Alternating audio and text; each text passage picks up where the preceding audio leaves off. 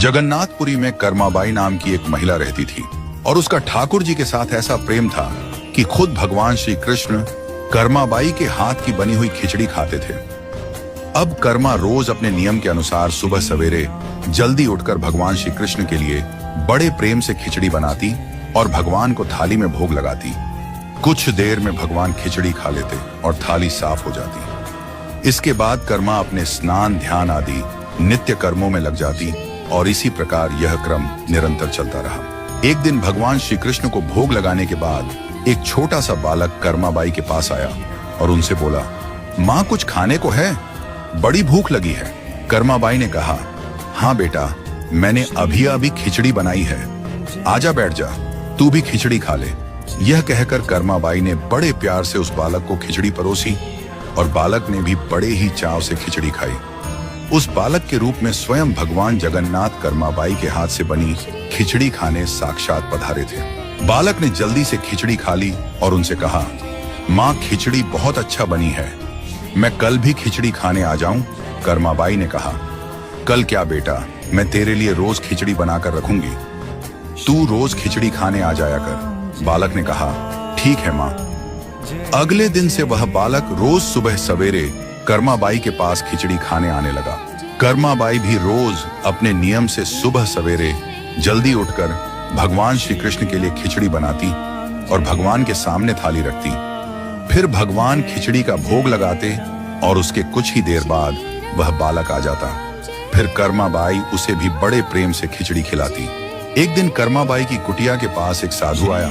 बातों ही बातों में उसे पता चला कि कर्माबाई बिना स्नान ध्यान किए भगवान श्री कृष्ण के लिए खिचड़ी बनाती है और भोग लगाती है। उसने कर्माबाई से कहा, स्नान किए बिना भगवान की पूजा करने और भोग लगाने से पाप लगता है। इसलिए उसने कर्माबाई को स्नान करके पूरे विधि विधान से पूजा करके भोग लगाने को कहा। साधु से ऐसा सुनकर भोली भाली कर्मा अगले दिन से सुबह जल्दी उठकर स्नान करके खिचड़ी बनाने लगी और विधि विधान से पूजा करके भोग लगाने लगी। ये सब करने में कर्माबाई को बहुत देर लग जाती, लेकिन वह बालक तो रोज सुबह अपने समय से आ जाता और कर्मा से कहता, माँ मुझे भूख लगी है, मुझे जल्दी खिचड़ी दे, माँ जल्दी कर, माँ जल्दी कर। जब कर्मा भगवान श्री कृष्ण को भोग लगाकर बालक को खिचड़ी खाने को देती तो वह बालक उसे बहुत ही शीघ्रता से खाकर हाथ मुंह साफ किए बिना ही जल्दी से उठकर भाग जाता और यह क्रम कुछ दिनों तक ऐसा ही चलता रहा। इन्हीं दिनों में भगवान श्री जगन्नाथ जी के मंदिर में सुबह के समय भगवान की मूर्ति के मुख पर खिचड़ी लगी हुई रहती। यह देखकर भगवान जगन्नाथ की सेवा में रहने वाले पुजारी, जो स्वयं बहुत बड़े कृष्ण भक्त थे, वह सोचते, आजकल ये भगवान श्री जगन्नाथ जी के मुख पर खिचड़ी कैसे लगी रहती है? हम तो इन्हें खिचड़ी का भोग नहीं लगाते, तो फिर यह खिचड़ी कहां से आती है? कुछ दिनों तक लगातार भगवान श्री जगन्नाथ जी के मुख पर खिचड़ी लगी देखने पर पुजारी इसे भगवान की लीला मानते हैं और समझ जाते हैं कि भगवान रोज कहीं से खिचड़ी खाकर आते हैं। भगवान की लीला को जानकर वह मन ही मन भगवान श्री जगन्नाथ जी से पूछते हैं कि कहां से खिचड़ी खाकर आते हो प्रभु, हमें भी तो बताओ। उसी रात भगवान श्री जगन्नाथ जी पुजारी के सपने में आते हैं और उनसे कहते हैं कि मेरी एक भक्त है कर्माबाई, जो जगन्नाथपुरी में ही रहती है।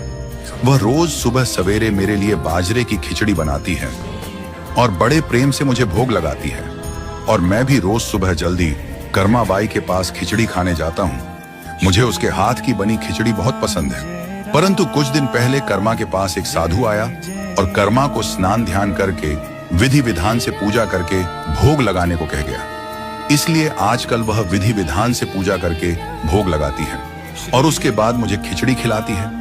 ये सब काम करने में उसे बहुत देर लग जाती है और मुझे खिचड़ी के लिए इंतजार करना पड़ता है और भूख का कष्ट भी सहन करना पड़ता है। जब तक मैं खिचड़ी खाता हूँ तब तक यहाँ मंदिर में भक्तगण आने लगते हैं। इसलिए आजकल मुझे खिचड़ी खाकर मुंह हाथ धोए बिना ही जूठे मुंह ही उठकर भागकर यहाँ आना पड़ता है।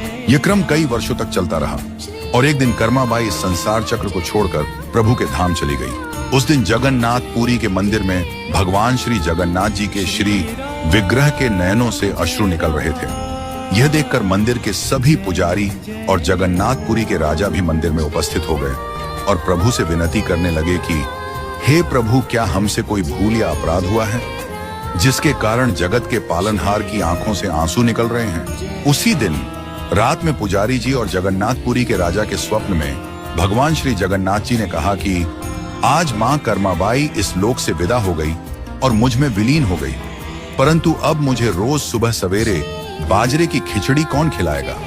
अगले दिन जगन्नाथपुरी के राजा ने मंदिर के सभी पुजारियों और संतों से राय ली और यह आदेश जारी किया कि आज से भगवान श्री जगन्नाथ जी को सुबह सवेरे सबसे पहले मां कर्माबाई के नाम से बाजरे की खिचड़ी का भोग लगाया जाएगा, जिससे भगवान को मां कर्माबाई की कमी कभी महसूस न हो। इसीलिए उस दिन से लेकर आज तक भगवान श्री जगन्नाथ जी के मंदिर में श्री जगन्नाथ जी के विग्रह को 56 भोग से पहले बाल रूप में बाजरे की खिचड़ी का भोग लगाया जाता है और इसे बाल भोग कहा जाता है।